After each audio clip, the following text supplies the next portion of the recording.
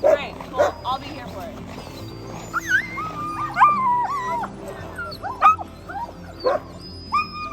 It's inevitable.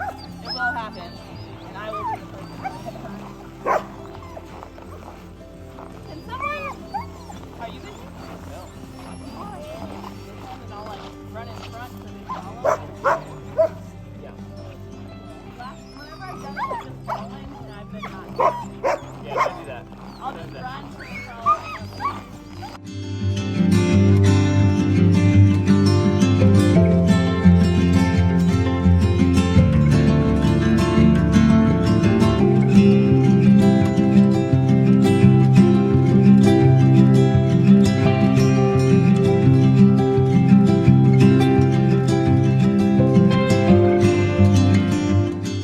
My name is Erica. I'm originally from Pennsylvania, but now I live up here in Fairbanks.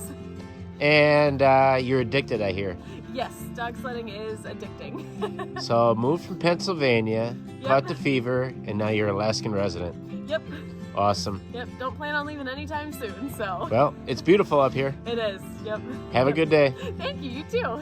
Caitlin Alexander, Hi. Johnson from Wisconsin, up at Central Alaska for Yukon Quest. No gold this time, but this is what a Yukon Quest checkpoint looks like. It's actually a gold camp. This is And- our communications room. Yes, this is when you're in Alaska, you gotta take what you get. So it's a stock room, storage room / communication rooms for one of the biggest dog sled races in Alaska, right? Yes, the toughest. That's what I hear. Everybody hears about the Iditarod. Right. That seems to be the most known. And I did a little research, and I found out this was the hardest. It is the toughest, they say. Sled dog race. Yeah, it used to be international. COVID, little hump in the road. It's now 550 this year, but it's still So going 550 miles. over, yes, multiple summits, Eagle Summit, Rosebud. So it's still pretty tough. Yeah. They're getting into the steepest part right now. Just Aren't they about. correct? So they do have, on the computer, they have tracking information right here, which shows everything that's happening, and you can keep track of the racers and where the locations are. Is that correct? Yes, it's kind of how we keep track of the mushers, like you This is said. Blake, by the way. He owns the place. He's the chief cook and bottle washer and takes care of everything. No, my wife's the chief. Oh yeah. Oh, we can't You forget know these that. rules, I'm don't the you? same. Yeah, same rules. So, but it's very interesting. Do yeah. they have transponders on each sled? Yes, so each musher carries a tracking device. The trackers can tell us how fast the mushers are going, how far they are from their next checkpoint, if they're camping on the trail or not. Sometimes it gets a little finicky, but for the most part, it's very accurate. So when the dogs come to a checkpoint, like this checkpoint here in Central, what all happens to the dogs, the musher, the sled?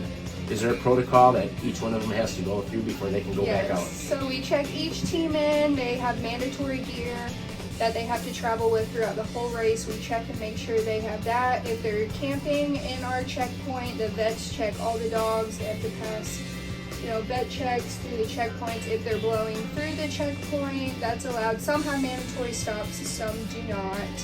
And yeah, they just have to have all their mandatory gear, sign off on everything, and they can hit the road.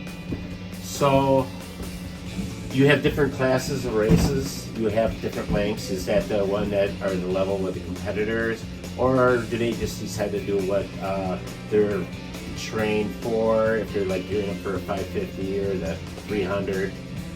Both races are pretty competitive. Both races this year go over all the summits. I think the 300 might be for people who are newer into mushing or are racing young dogs, gearing them up for bigger races like the 550. Obviously the 550 is longer, so more intense competition there. Right, There's more experienced dogs. Right. And you're going to be at this checkpoint for how long, you think? Until Tuesday or Wednesday. The checkpoint manager this year. Yeah, last year I was a volunteer. It's my first year managing. I'm excited. Oh, so you're on the books now and you're official. Yes. So how long have you been involved yourself with dogs or dog sledding or? When I was younger, my grandpa raced dogs, had sled dogs, so a little familiar there. Last year was my first year volunteering at a checkpoint though. This year I'm managing it. So you must have done a good job, and they said you got promoted. Well, that's pretty awesome. It seems like a lot of responsibility because this is a pretty big deal. And yeah, it's fun though. We love everyone who does it for the dogs. Yeah, yeah. And that's what some people are concerned about. Like I have 3 Dobermans at home, and I'm a big dog lover. They're all like my children. And some people say, oh, it's mean, but it's what the dogs love to do. It's like they're so happy when they can do this because they're working dogs. You know, they're trained to work. And people don't understand, like, I live on a farm, so if I don't let my Dobermans run around and get all that anxiety and stuff out of them, that's why they get a bad rap, because they're so pent up and they got so much and they're more energy. than dogs, they're athletes. They're born to do this. The weather, the elements, everything, it's in them. They love to do this. And so everything is based around the dogs. The rules, the intense vet checks, the vet care on the trails. The vets are at each and every checkpoint following the teams, ensuring protocol. And I'm sure you've seen some of my clips from earlier, but it's a little cold out here, but it's beautiful. So we'll be back with some more throughout the week. Have a good day. Johnson from Wisconsin and Caitlin.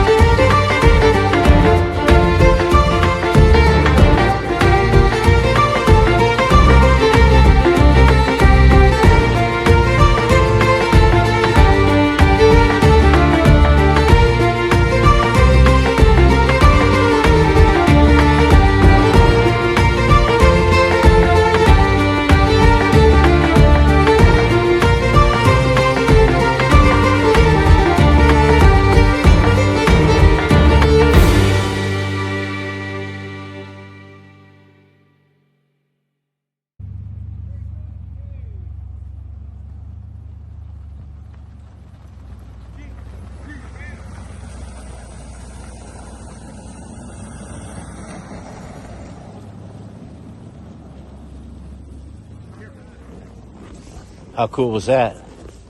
That was very cool.